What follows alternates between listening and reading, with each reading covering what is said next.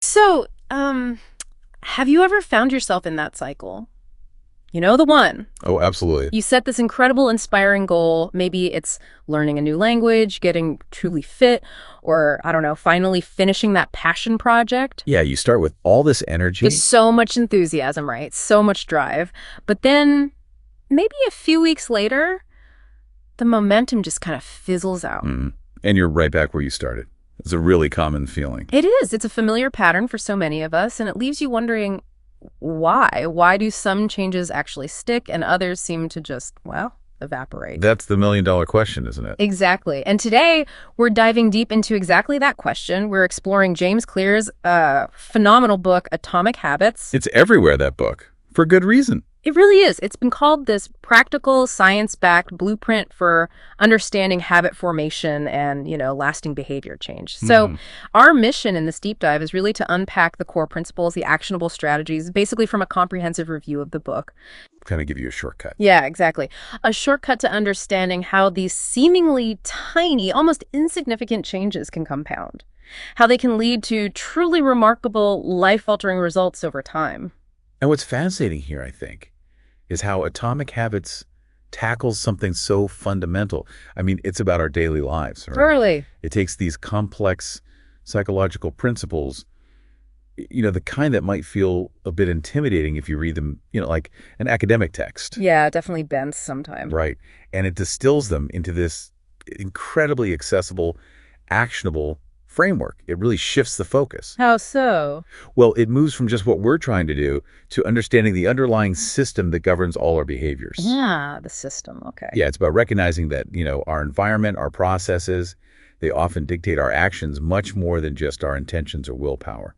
That's such a powerful opening idea. Something that really struck me right away reading about this was his take on goals versus systems. That's foundational, isn't it? It really is. Clear kind of hits you right at the beginning with this concept that seems almost counterintuitive at first. He says, you do not rise to the level of your goals. You fall to the level of your systems. Wow. Yeah. Yeah. That makes you stop and think. Totally. We're so often taught to focus on these grand outcomes, these big goals, but he's essentially saying, look, your daily habits, your processes, those are far more predictive of your long-term success than any big dream you might have. This huge mindset shift. Isn't it? It flips the script. Absolutely. Yeah. And that's really where the idea of Atomic Habits comes alive. The tiny changes. Exactly. It's not about making one monumental leap. Forget that. Instead, it's about these tiny, almost imperceptible changes, like little 1% improvements. Day after day. Day after day. And the magic is they compound over time. They lead to massive transformation. Like compound interest. Precisely. The significance of this shift is profound because it moves us away from just fixating on the outcome we want to focusing on the process that will inevitably get us there. Right, the how, not just the what. Exactly. That process-based thinking is just far more sustainable, and way more effective for long-term success. Okay, so once we sort of grasp this idea of focusing on systems, Right. The natural question is how? How do we actually do this? Right. What's the practical application? And this is where Clear provides, I think, a brilliant, really simple roadmap. It's a 4-step framework he calls the 4 laws of behavior change. Easy to remember. Very. And it's designed to help you build those good habits and, just as importantly, dismantle the bad ones. So it works both ways. Let's break it down. Okay, let's look at building a good habit first. Law number 1, make it obvious. Obvious. Okay. This is all about designing your environment. So, for instance, if you want to work out more, Clear suggests keeping your gym clothes visible, like literally draped over a chair or at the foot of your bed. So you can't miss them. Removes friction. Exactly. No hiding them in the drawer. Second law, make it attractive. Attractive. Yeah. How- Here, he suggests strategies like habit stacking. You attach a new habit you want to build onto an existing established one, something you already do without thinking. like piggybacking. Pretty much. Like Yeah. after I brush my teeth, which you do anyway, I'll meditate for 2 minutes. You're leveraging that existing momentum. Smart. Okay. Third law, make it easy. This sounds good. Right. This is where his famous 2-minute rule comes in. The idea is to start habits that take less than 2 minutes to actually begin. Just 2 minutes. Yep. So instead of telling yourself, I'm going to read for 30 minutes every night, which can feel daunting, Mm-hmm. make the habit read 1 page. I just say, for me, that rule completely removed the mental barrier for some things, like reading more. It sounds almost too simple. But it works because it gets you started, overcomes inertia. Exactly. That's the whole point. Just start.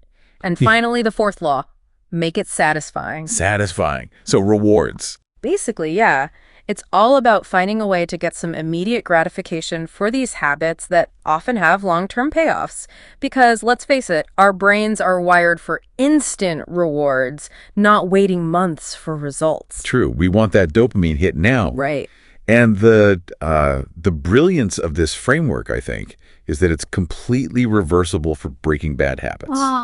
The inverse. Exactly. You just flip it. Yeah. Make it invisible. Hide the cookies. Make it unattractive. Think about the negative consequences. Make it difficult. Add friction, like deleting the app. And make it unsatisfying. Maybe track the cost or the downside. So it's a complete system. It really provides a comprehensive toolkit. Yeah. It lets you approach any behavior you want to change from multiple angles, But it does make you wonder, is it always that straightforward? What do you mean? Well, especially for maybe more complex bad habits. Yeah. Or ones linked to deeper emotional patterns.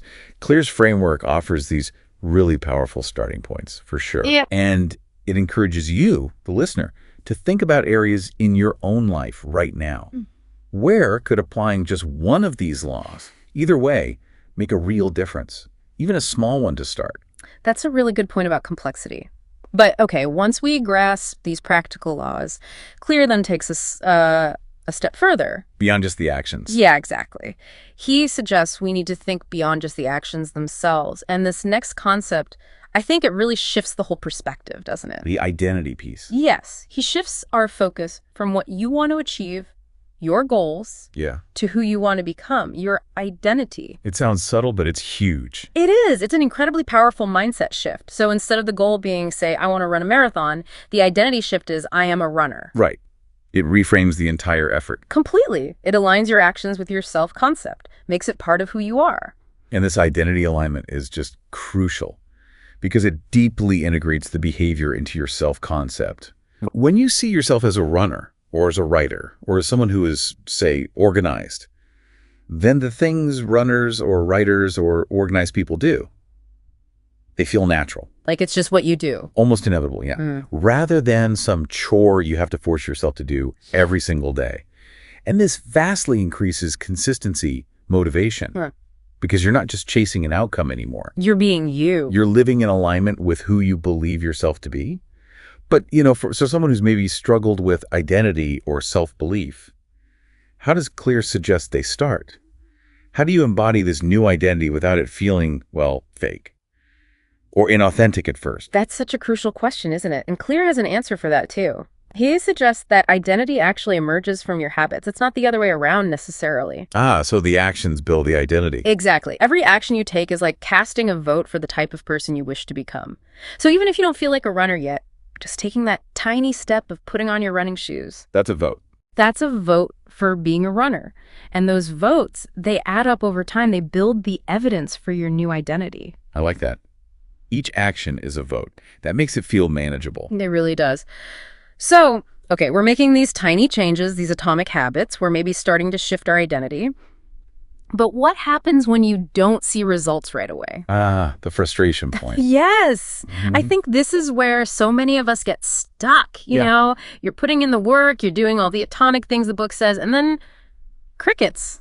Nothing seems to be happening. It feels like you're spinning your wheels. Totally. And Clear really addresses that feeling of frustration. He introduces this concept of the plateau of latent potential. Latent potential, okay. He also calls it the valley of disappointment. It's that period where you're putting in the effort, but the progress just isn't visible yet. And man, it can be incredibly demotivating. Because you expect a linear progression, right? Yeah. Put in X effort, get Y result. Exactly. But life doesn't usually work like that, especially with habits. So true. But Clear offers this really powerful analogy to help us push through this plateau.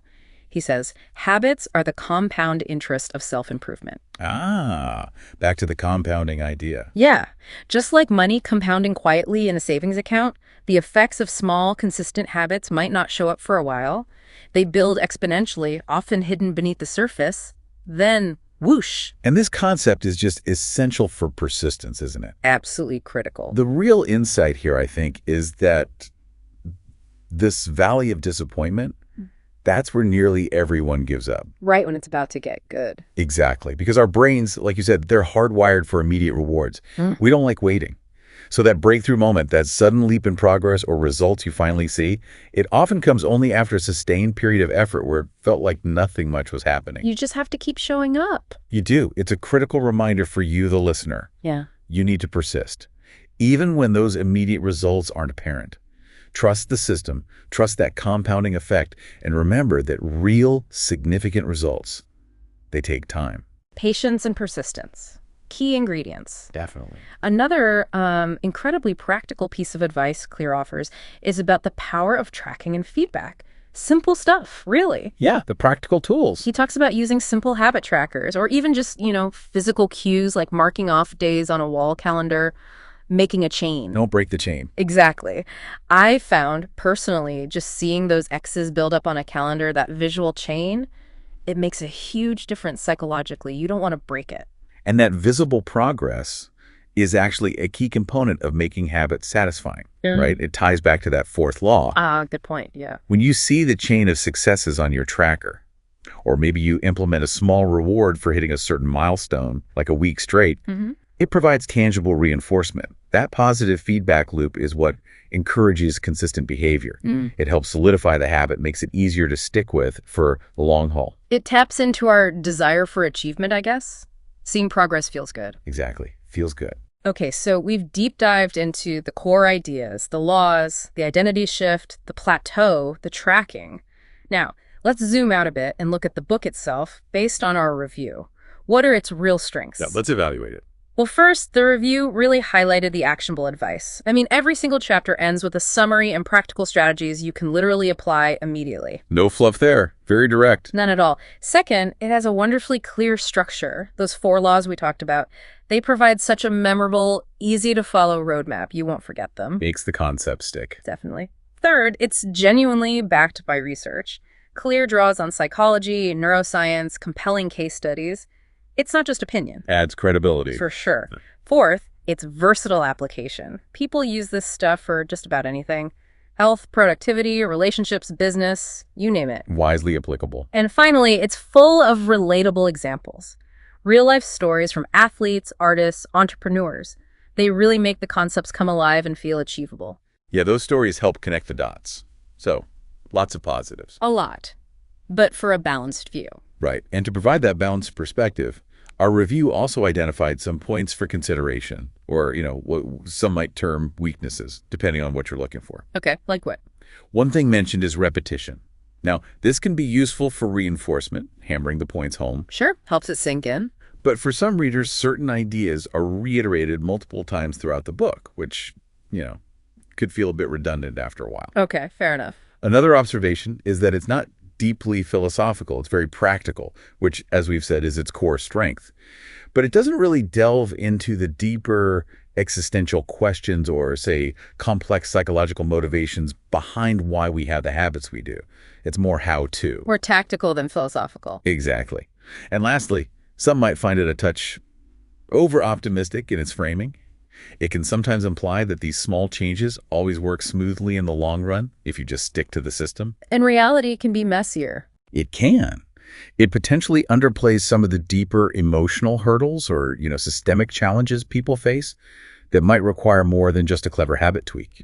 Maybe therapy or bigger life changes are needed sometimes. That makes sense. Context matters. It does. But what's interesting here is that when you consider these points, the repetition, the practical focus, the optimism, it helps you, the listener, understand exactly what kind of tool this book is. Right. Know what you're getting. Exactly. You understand how to best apply it to your specific needs. Recognizing its strength lies in that practical, system-focused approach to behavior change. So putting it all together, there you have it. Atomic Habits really does provide this clear step-by-step system for building new routines, effectively breaking bad habits, or even, reinventing yourself from the ground up in small ways. It's incredibly accessible. So accessible and intensely practical. You can absolutely see why it's become such a phenomenon, why so many people recommend it. It delivers on its promise of actionable advice. So maybe a final thought to leave people with. If it's true If truly massive transformations really do come from these tiny, consistent changes within well-designed systems, what's one seemingly insignificant daily action, just one, that you, listening right now, could begin to consistently apply, starting today maybe, that might years from now lead to a completely different trajectory for your life, perhaps your career, maybe even your community, just one tiny thing?